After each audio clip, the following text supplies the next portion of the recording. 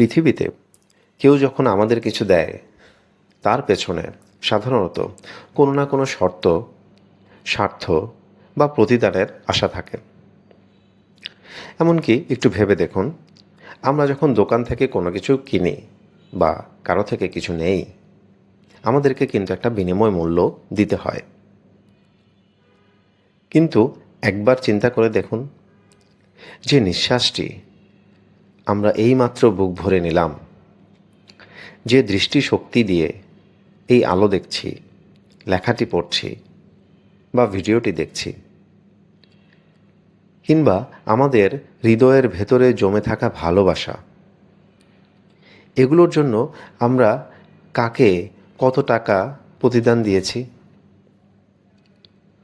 কোনো যোগ্যতা বা বিনিময় মূল্য ছাড়াই যিনি আমাদের অগণিত নেয়ামত অকাতরে দান করে যাচ্ছেন, কে সেই পরমদাতা?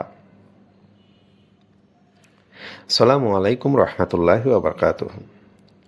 লার্ন অ্যান্ড লার্ন পেজে আপনাকে স্বাগতম। আসমাউল হুসনা বা আল্লাহর ৯৯টি পবিত্র নামের ধারাবাহিক যাত্রায় আজ আমরা জানব ১৬তম পবিত্র নাম আল ওয়াহাবের অর্থ, যার অর্থ পরম দাতা, অহেতুক প্রদানকারী এবং বিনিময়বিহীনভাবে সর্বশ্রেষ্ঠ উপহার প্রদানকারী। চলুন জেনে নেওয়া যাক আল ওয়াহাবের অসীম মহাদানের গল্প।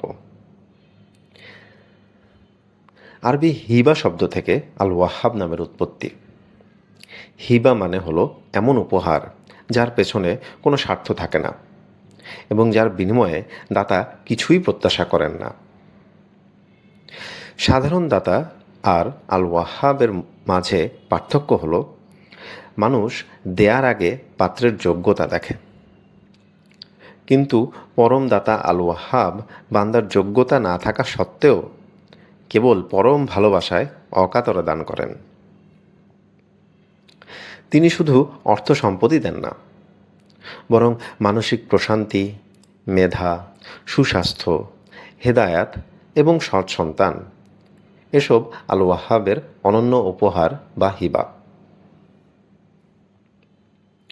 আজকের আধুনিক যুগে প্রতিযোগিতা, অর্থনৈতিক অস্থিরতা আর ক্যারিয়ারের দুশ্চিন্তায় আমরা প্রায়ই হতাশায় ডুবে যাই। মনে হয় আমার তো কিছুই নেই, আমি হয়তো আর পারবো না। কিন্তু আল ওয়াহাব নাম আমাদের শেখায় এক অদ্ভুত মানসিক স্থায়িত্ব, যেটাকে আমরা অনেকেই বলি মেন্টাল রেজিলিয়েন্স।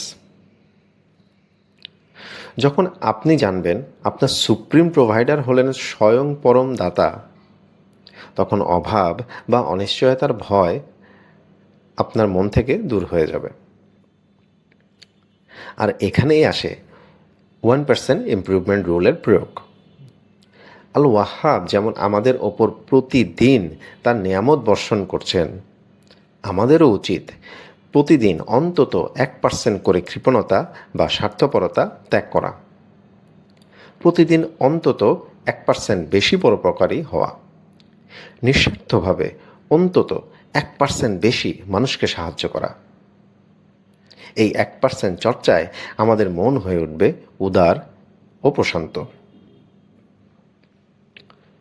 পবিত্র কুরআনে বিভিন্ন নবী রাসূলগণ যখনই কোনো অসম্ভব বা অলৌকিক কিছু চেয়েছেন, তারা আল্লাহর এই আল ওয়াহাব নাম ধরেই ডেকেছেন।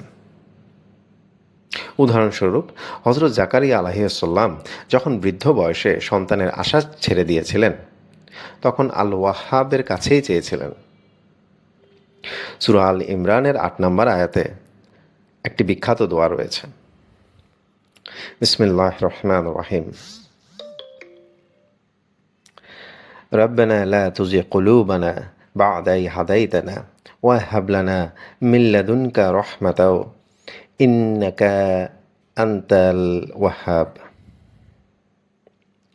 হে আমাদের রব, সরল পথ দেখানোর পর আমাদের অন্তরকে আর পথভ্রষ্ট করবেন না এবং আপনার কাছ থেকে আমাদের রহমত দান করুন। নিশ্চয়ই আপনি পরম দাতা। আসুন, ভিডিওর শেষ মুহূর্তে আমরা সেই অকাতরে দানকারী রবের দরবারে হাত তুলি। হে আল ওয়াহাব, আমাদের জীবনকে আমাদের রহমত, হেদায়াত ও বরকত দিয়ে আপনি ভরিয়ে দিন। আমাদের যোগ্যতাহীন হাতগুলোকে আপনি আপনার অসীম দানে খালি ফিরিয়ে দেবেন না। আমাদের অন্তরকে উদার বানিয়ে দিন। আমিন। ভিডিওটি অর্থপূর্ণ মনে হলে শেয়ার করে ভালোবাসার বার্তা ছড়িয়ে দিতে পারেন। আগামী পর্বে আমরা আলোচনা করব মহান আল্লাহ তাআলার 17তম নাম আর রাজ্জাক। আর রাজ্জাক সম্পর্কে যদি জানতে চান আমাদের চ্যানেলটি সাবস্ক্রাইব করে রাখুন। সে পর্যন্ত ভালো থাকুন, সুস্থ থাকুন। আল্লাহ হাফেজ।